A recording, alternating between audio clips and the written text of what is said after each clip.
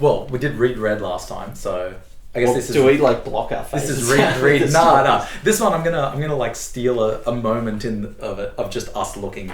I'm just gonna extract it on now. Disconsolately. Yeah, just like, how do I tell him?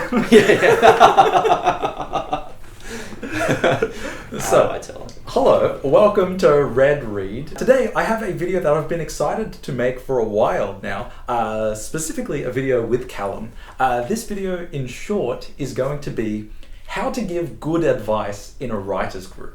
And the reason why I was inspired to do this was because when I met Callum, and I learned that he's also a writer, also an avid reader, and so on, I learned that he has a consistent book and writers club that I happily joined, and I feel like the experience of it like really helped make advancements in my own writing, not just in terms of discipline, but actually just being exposed to people who were always able to ask questions in good faith and were always looking for, were patient readers and were trying to find out what you were trying to do with the writing. And it's just all around a positive experience. So that's why I strongly implore anybody who is a writer and wants that sort of like criticism or just like to get to the next level. For me, at least, I can say that the writing club was one of the most important things.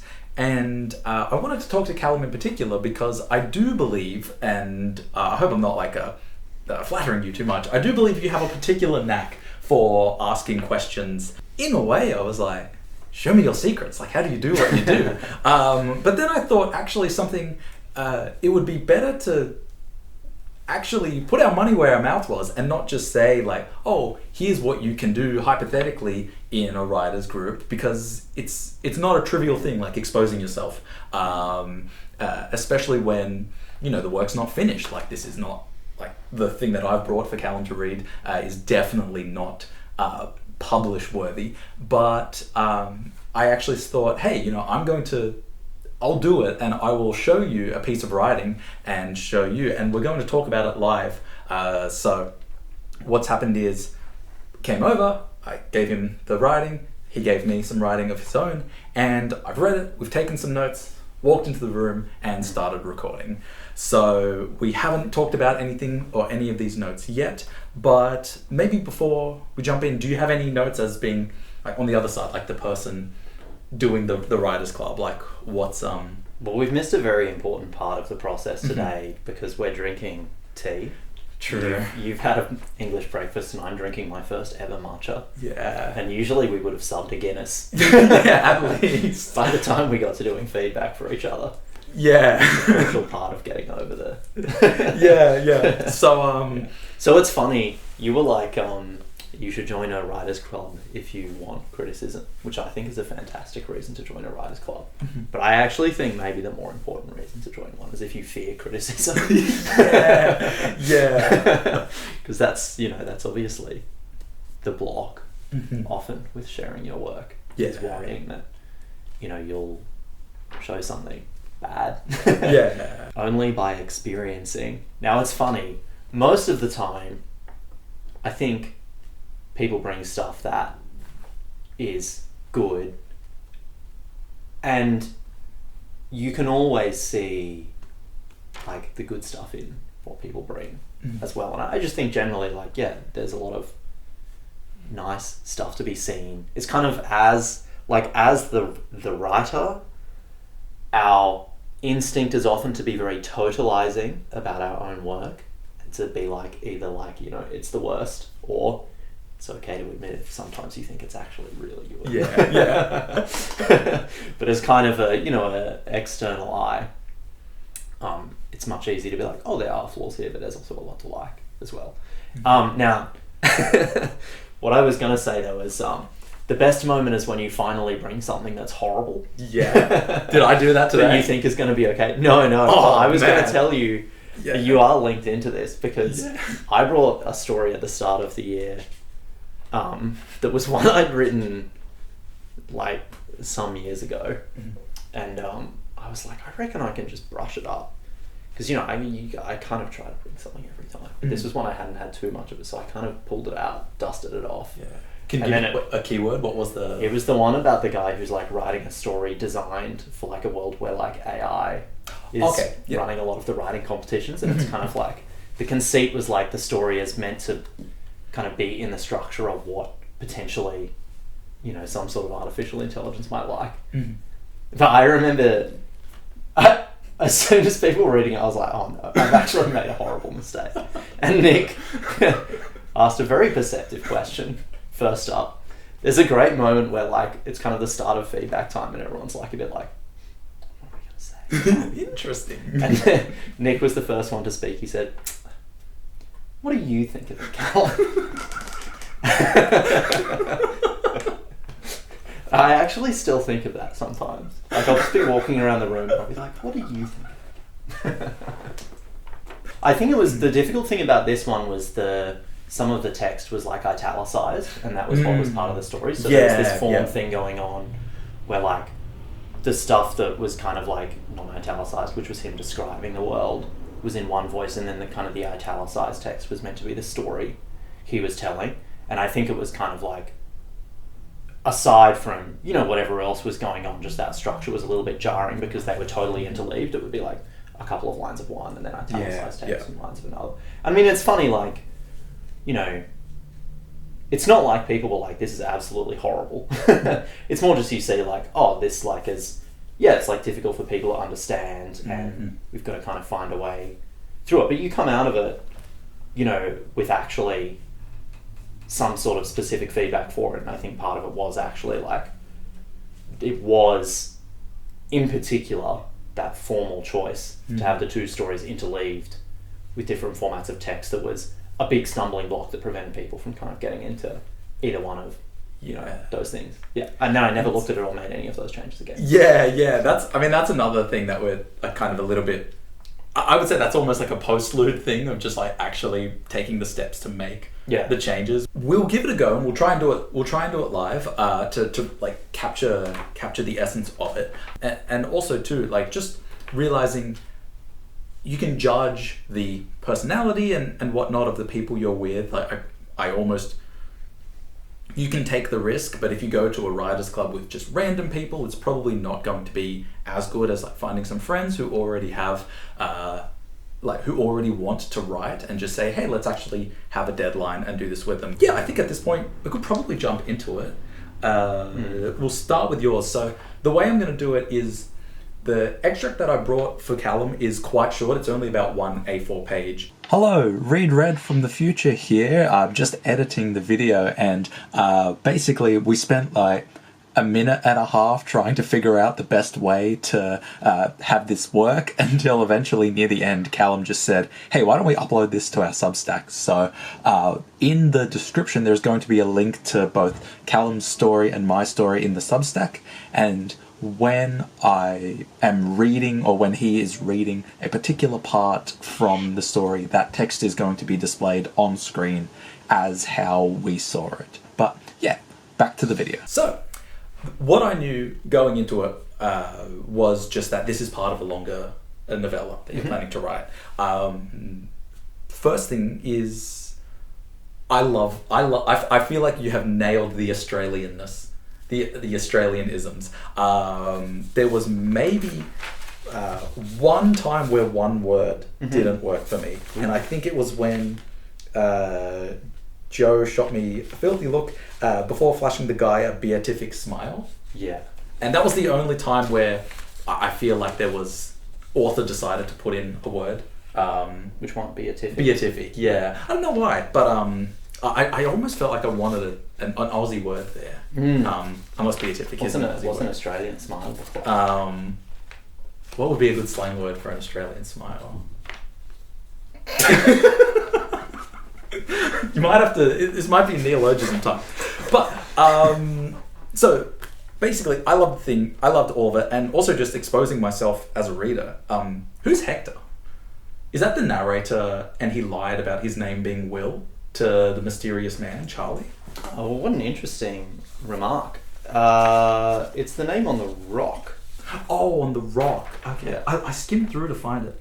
He spelled out the letters HECTOR. Oh, Hector. gotcha. I thought he carved the letters himself. Ah, okay. So, yeah. Yeah. Nice. Well, that's actually super useful because that suggests that this maybe somehow needs a bit more airtime. Because if the title is Hector's Palace and Hector's a key character, in some sense, then the introduction you definitely don't want. I wouldn't want people confused. At that point. I'm just going to skim through and find markers that I really liked, that consistency in prose that I loved. So when the parents met and said both with partners back in the city, although they usually left that last part out when retelling their stories at parties, which is nice. But then the voice that you've done is exactly appropriate for the age, for it being in first person. And it was even simple things like that year. Two things were different about our trip. One was that Dad had given, like, I feel like if I was writing this, I wouldn't have written, if I was writing this from an omniscient narrator, I wouldn't have done one was that. But it's like exactly perfect when he talks about, got my L's. A slight formatting thing with soccer and socky. I'd almost ditched the hyphens for those. That was just something that stood out for me. Phrase that I liked was like the fashion equivalent of vegetables. The worse it looked, the safer it would keep us. Also, the strip of toilet paper being used as tissue paper is just like such an Australian thing. Like, before I forget, how much longer is the novella than this? At the moment, the novella is sitting at 34,000 words, or about 60 pages.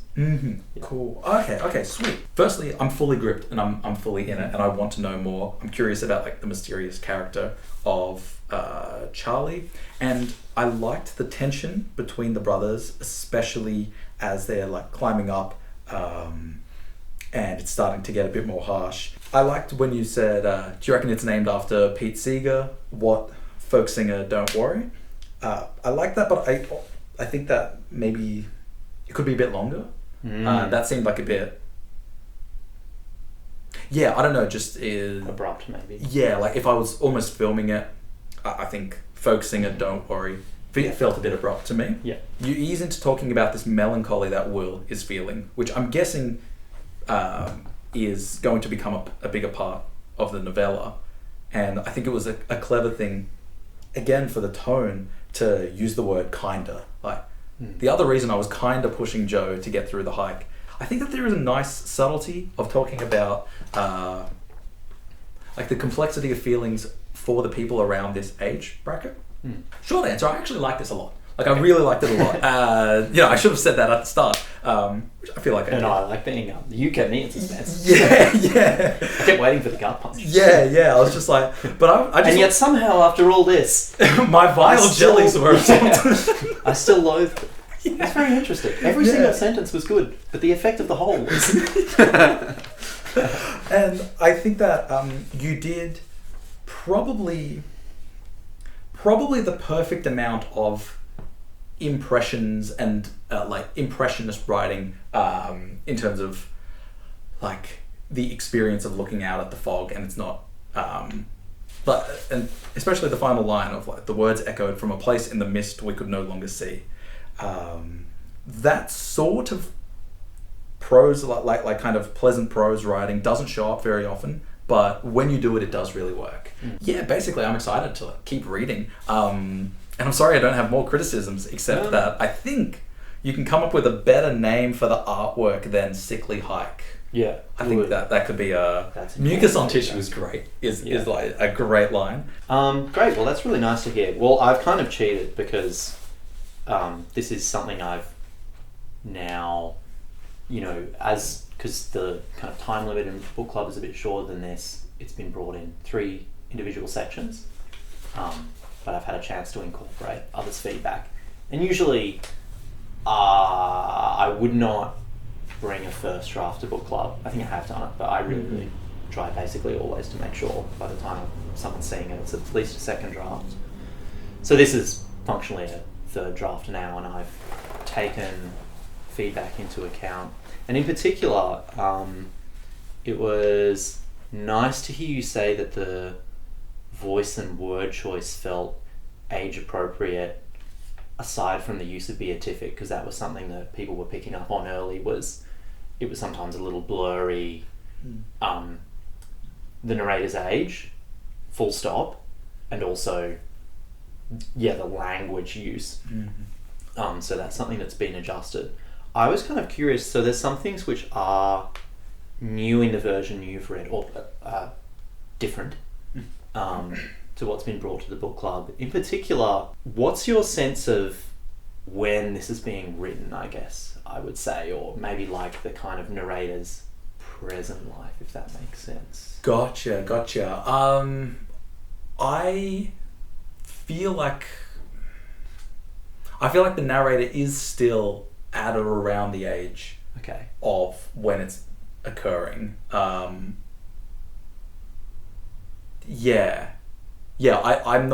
not imagining 20 years hence narrator at this point. I'm pretty locked into it being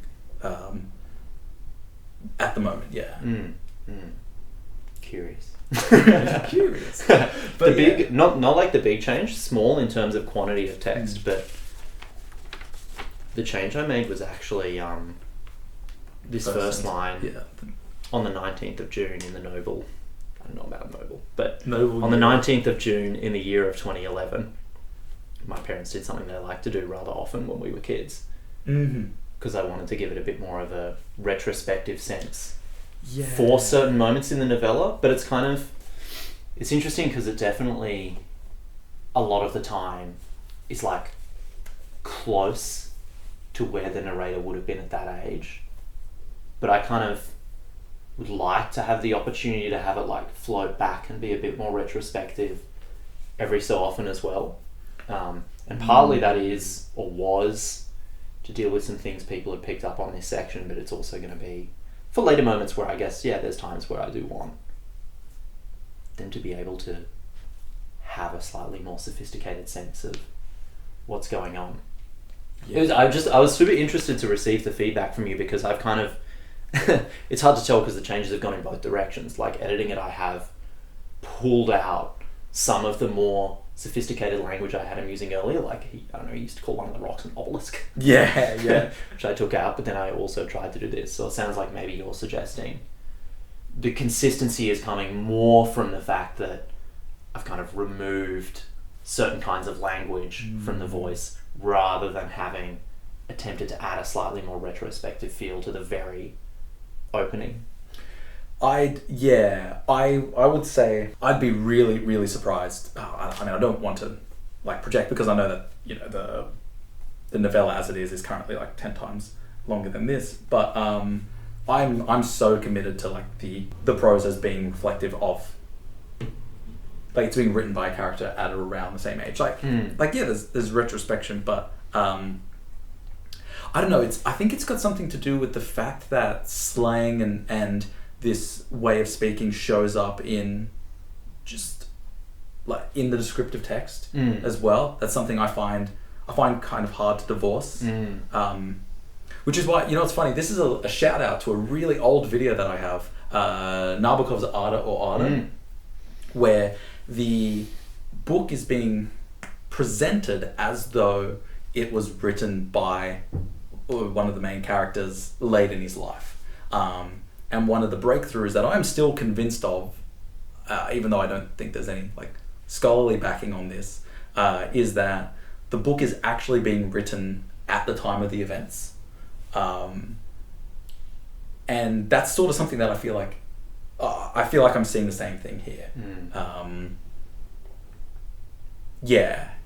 For what that's worth. No, that's great. I mean, it's, it's going to be something that's just super interesting to track, I think, throughout the process. Like people's responses to that is one of those things where I think actually external feedback is required, because, writing it, you end up so in the text with your own image of the character that it's hard to see what may or may not be jarring for other readers. So there's stuff like, there's moments where I'm like, oh, is this going to land as kind of in the voice as it is right now, or might there be some sort of shift? Like, basically might it jar readers? And every so often you reach a point where it's just like, I have no idea, I need someone else to tell me the answer to that question. Yeah, that's great. Thanks so much. Cool. Thank you. Thank you for bringing your work. Moving on to my utter hogwash, which is a short story that I wrote based on experiences going to a genocide museum. Mm-hmm. So, what are your thoughts? I really liked it. Yeah. Oh man. Yeah. Unfortunately, Nick. Yeah. You thought you were gonna. I was gonna. This was gonna be a great, like, I've excoriated Collapse myself for into the a puddle. audience. They'll show how, but no, you. But yeah. Well, I mean, the main thing is I was interested throughout, and I found it readable, and I kind of went top to bottom without ever feeling like super jarred, and I wanted to keep reading throughout the text, which I think is always, amazing achievement in and of itself. Like just having someone kind of want to get to even the bottom of a very short piece of text. Yeah. So that was really lovely. I have a lot of line edit notes because I guess this is a very early draft. Yeah. And then I have kind of one or two questions about the overall, I don't want to say like direction, but maybe just like the ideas that are being expressed, maybe is how I would put it. Yeah. But that comes into play at the very ending of the text, so I think maybe it makes sense to just go paragraph by paragraph and discuss the line stuff, and then naturally we'll kind of get to the idea stuff as we approach the very end of the text. Okay, so the first paragraph, should I read it out loud? Do you want to read it out loud? Yeah, I think because I'll do it paragraph by paragraph, the out loud reading. So, Building C of the Tuol Sleng Genocide Museum stood out from the others because the front of the building was covered in barbed wire. To stop prisoners from jumping, read a small sign. I took a photo of the building from the ground, but the lighting wasn't very good. So I noted that I liked this opening, I wanted to read more. The image of the museum was very clear. I like kind of this, like, the reason for entry, like they want a better photo as well. I wasn't sure about the repetition of building in the first sentence, so building C, and then the sentence concludes front of the building.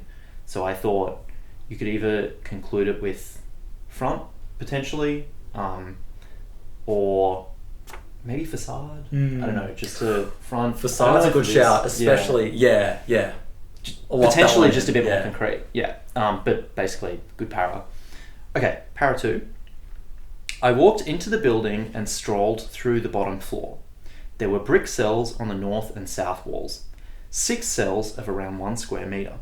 The structures were roughly 2 metres tall, with thick clumps of mortar oozing from between each brick. Rusted metal frames held the shoddy cells in place. The pathways between each room were rectangular holes, roughly 2 metres tall. I walked to the end of the building, turned around, and took a photo of the 4 doorways. It was a good photo, with the hole shrinking in the distance, but I couldn't see any of the cells.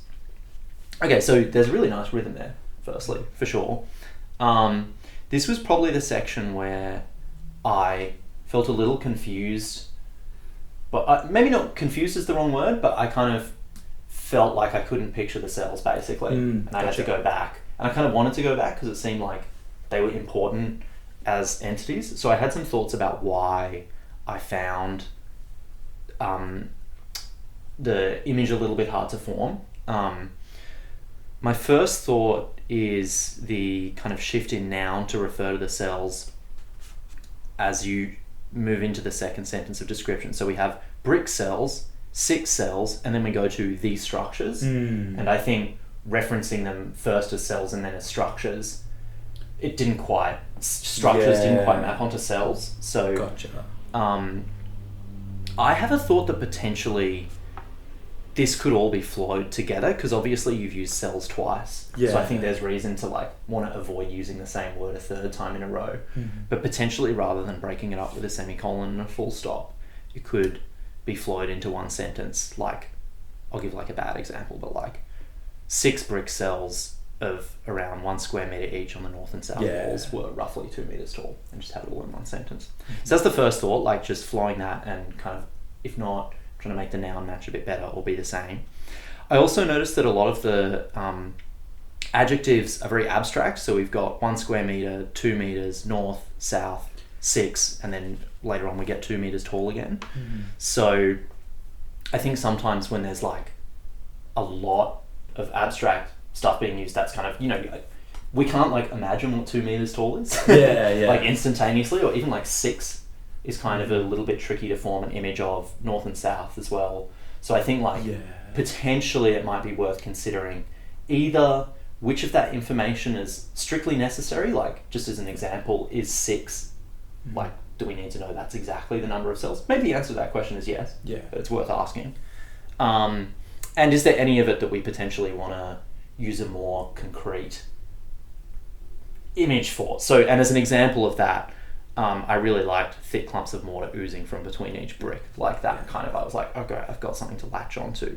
Great, but I did really like the concluding sentence to the paragraph. So just even that idea of like I couldn't see any of the cells is, again, we're kind of getting this sense of like what can and can't be seen here, which you know, it's drawing us in, much like the narrator is being drawn in. Form and content. Fit, brother. You know how I go. Okay, great. So I went upstairs to the mass detention cell rooms. These were wooden prisons with creaky doors that had a small window in the middle about the size of an iPad. The cells were deeper and narrower than the brick ones below and reached almost to the ceiling. I walked inside. There were narrow carvings etched into the wood, random numbers next to Khmer text that I couldn't understand. Sometimes the inmates carved into the stone wall. The lines were exceptionally thin. While in the cell, I took a photo looking through the window, the phone camera peering through the aperture towards the other open doors. It was a good photo. Thought-provoking, I thought. That was one of those go for it goofy moments. Well, it's funny because I wrote very funny. And I don't know if you heard, but I cracked up. No, I didn't. That got a out loud laugh from me. And I actually just noted that this is like a better model for the description of the cells. So this felt a lot more concrete and just easier to get the images. It flowed really well. My only thought was the random numbers. I see what you mean. I don't know, are they random? Does the narrator even really perceive them as random? You know, so I would just consider that word. And again, maybe it stays, maybe it doesn't. Okay, so third paragraph. I stepped out onto the second floor balcony. At this height, I could see the skyscrapers of Phnom Penh through the barbed wire. I tried a few angles, then opened the camera settings of my iPhone and activated automatic scene detection. I lined it up and quickly took a great shot. While walking downstairs, I remembered a story I read online. Apple had to install nets at the bottom of their factories in China. I turned out of the stairwell and looked at the barbed wire again. It could hardly be the same. So the first thing I noted here is I really like the level of detail with taking the photo, and I mean that like in both directions. I think it's a nice extra amount of detail without being too much. So I think that was like a beautiful balance there. I also noted, and this will maybe be relevant later, I think for the line, I lined it up and quickly took a great shot. The flow and speed of that observation is really nice. It kind of is embedded in the middle of a paragraph in a way that I think prevents the reader from considering too deeply kind of the significance of the narrator's relationship to their photography as being like great. In the context of them taking photos of a genocide. So, you know, I guess like again, like the narrator, we're kind of in a place where we're not noticing the, you know, there's kind of only like a small alarm bell going on is how I'd put it. So I thought that was really nice. This is like maybe pedantic. Go. I'm thinking about my own writing, but I almost always like at least think twice about kind of sentences that begin with like, while I did X, Y thing also happened. I have a sense somehow that they, you know, I mean, like anything, there's a time and a place. But what I always consider is like, I guess maybe that's like rarely an experience we have. Like we rarely like experience the world as like, while I did X, I also Y. And so it's kind of, we're creating a logical relationship in the sentence structure, which can kind of abstract us from the story. And I also thought here, like what happens is he takes a picture of the barbed wire, right? And then he remembers the story about Apple kind of while he's exiting, and then he turns back, having had the memory. Is that like, I'm just trying to like make sure I've got the set of physical actions. Oh, okay, yeah. While walking downstairs, I remembered a story I read online. I turned out of the stairwell and looked at the barbed wire again. Yeah, so it's sort of, this is probably not describing it well enough, but you can't see the barbed wire while in the stairs, so it's sort of like he's looking at it, and then when he looks away from it, the memory comes, and then he comes back, and then he just sees it again when he's on the ground floor. Oh, okay. Yeah, I get you. So he's not... I kind of imagine him like in the stairwell, like he can just catch it, but he's back on the ground floor. Okay, well, in any event... But it's great to know, yeah. My thought is maybe more, just even in terms of how one actually would have this experience, I think you would kind of take the shot, and then you would walk first. So it would be something like, instead of walking downstairs, like, I walked downstairs. Or, we could even go directly to, you could absent the physical movement and go, it reminded me of a story I read online. Because we don't need to know every detail. Yeah. It's physical action. But some, I walked downstairs, it reminded me of a story I read online.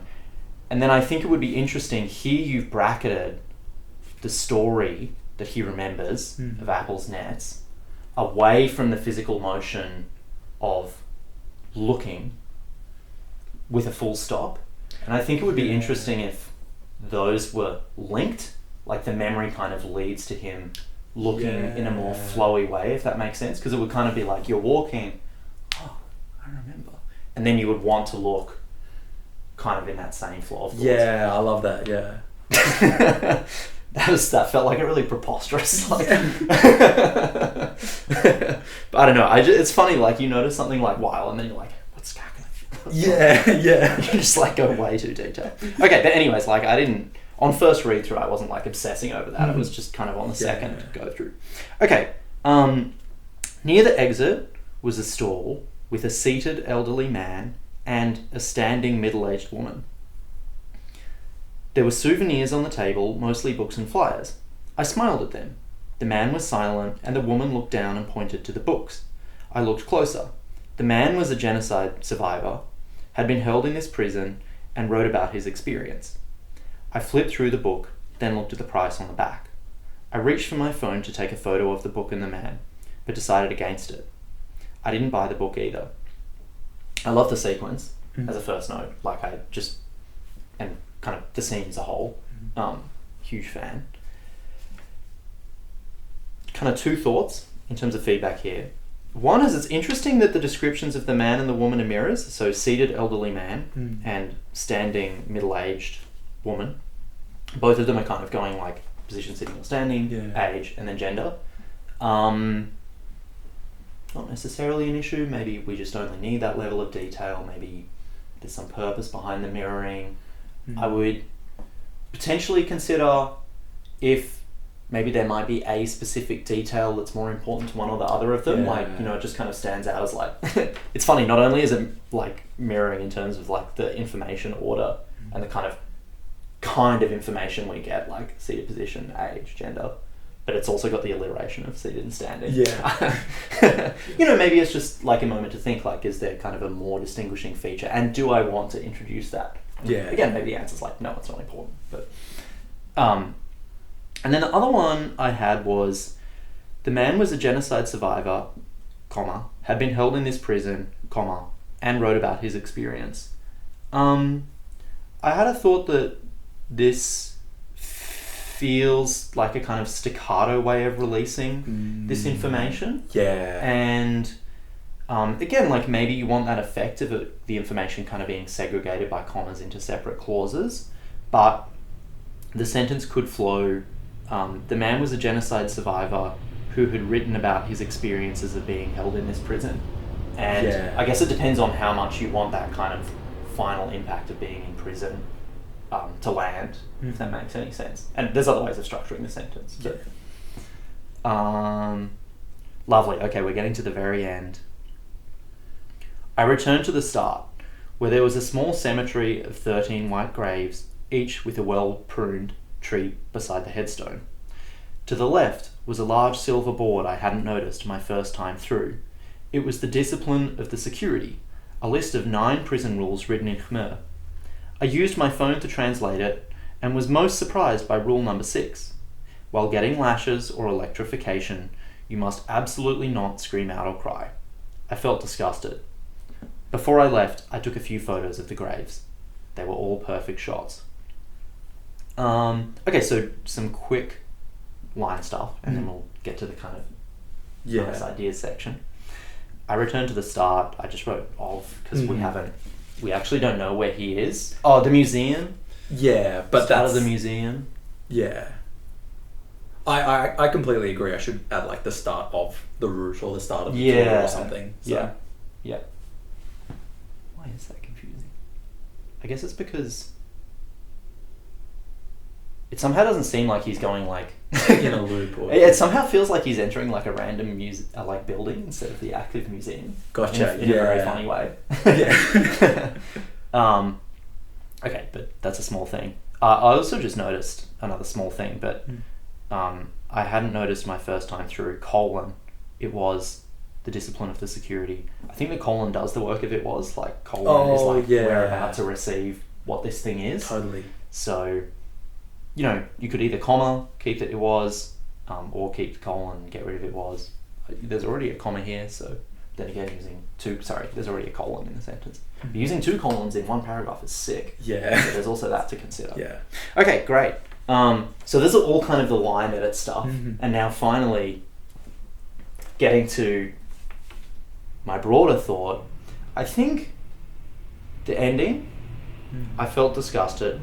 Before I left, I took a few photos of the graves. They were all perfect shots. I often have an instinct to kind of like conclude things prior to whatever the last lines that have been written are, in both my own work and others. I had an instinct that it would have been nice to just end it on while getting lashes or electrification. You must absolutely not scream out or cry. Yeah. And I had a thought about why. I think, you know, to me, and I'd be really interested to hear about like the idea you thought you were expressing, but I guess I'll just like tell you how I read it at face value.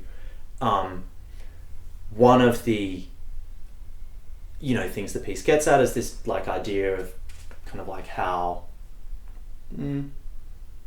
maybe commercialize isn't the wrong idea, but kind of like the tourist experience and kind of the way that overlaps and bleeds into, you know, the very real suffering caused by genocide. I actually think I've been to this museum as well. Interesting. Yeah. And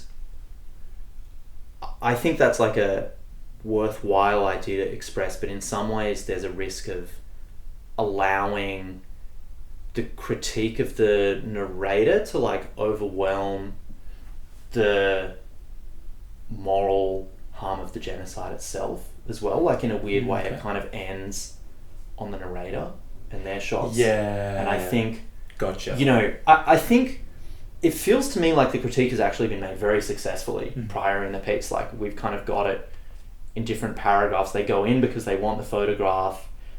They have the thought-provoking, they perceive it as thought-provoking. They've got the great shot, and then they come out and they kind of see someone who's actually experienced it. And I think maybe it would be nice to end on some like that kind of image, an image of the genocide itself rather than the person who's going through it.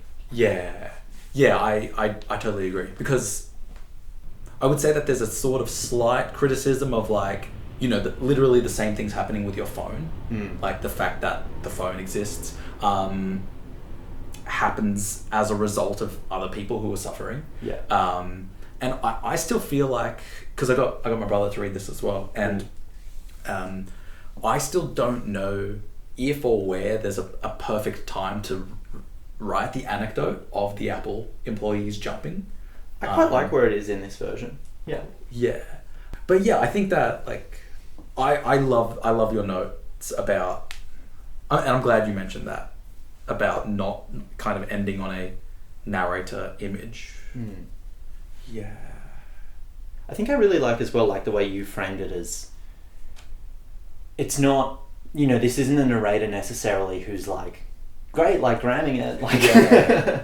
you know, they're quite abstracted from the story, and yeah, like kind of by virtue of us, I think maybe what I'd say is like, we don't directly really get a sense of how they're responding to this, other than they are kind of, you know, they're noticing their photos as well. But I think the way you describe what they see, it does feel like that is affecting them.